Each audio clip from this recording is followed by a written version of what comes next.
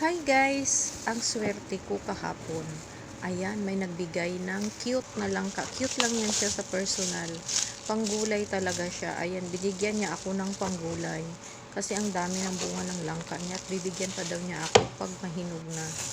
Ayan, hiniwa lang natin. Tanggalan ng balat. Pati yung matigas na part dyan sa harap ng hiniwa nating langka kasi hindi yan kasama pagluto. Ayan, mahirap lang siya gawin kasi madagta, pero masarap naman siya pag maluto kasi fresh galing pa sa puno. Ayan, matagal na talaga akong naghahanap niyan sa palengke. Ayoko yung hiniwa na, gusto ko yung buo. Ayan na, binigyan naman ako, swerte, binigyan ako ng kapitbahay.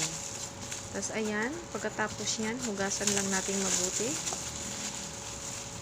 At dapat pala hindi na siya hugasan, pero okay lang yan, nahugasan ko na siya. Tapos, pagkatapos nating hugasan, pagkatapos nating linisan yan lahat, pwede na nating iluto. Ayan na siya. Hiwa-hiwain lang natin ng maliliit. Ayan oh.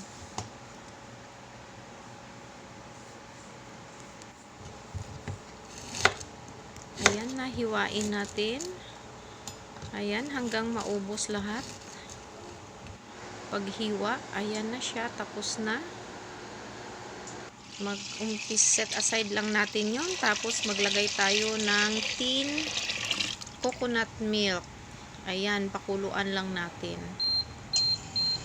Tinry ko siyang pakuluan. Ayan, kumulo na yung tin coconut. Tapos isunod natin yung ating thick coconut, yung pure gata.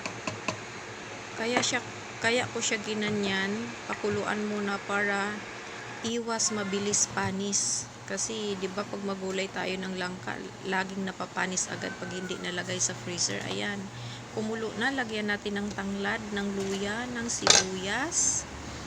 Ayan, maraming sibuyas. At bawang, lagyan din natin. Dagdag lasa. Ayan na, halo-haluin lang natin, tapos ilagay natin yung ating naka-prepare na pang halo, ang ating hipon. Ayan, nilagay ko lang muna yun sa freezer, tapos ayan, pakuluan lang natin. Pagkatapos nyan,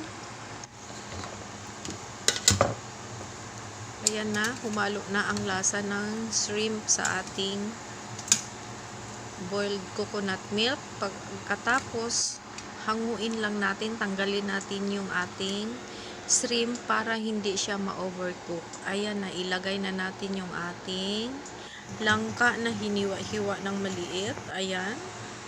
Pagkatapos, takpan at pakuluan lang natin hanggang lumambot. Ayan na, malambot na siya. Siguro after 25 minutes to 30 minutes, ayan, malambot na siya. Tapos, ilagay na natin yung ating bell pepper. Ayan. Masyado yatang malalaki ang hiwa. Tapos, ibalik natin ang ating hipon. Ayan. Haluin lang. Haluin. Pagkatapos ay maglagay pa tayo ng onion spring. Ayan. Dagdag lasa, dagdag bango ng ating langka na gulay. Ayan. Siyempre, binigyan ko yung nagbigay sa akin ng langka, yung aking kapitbahay. Ayan. Ang sarap niyan. Kaso lang mga bata ayaw. Thank you for watching. God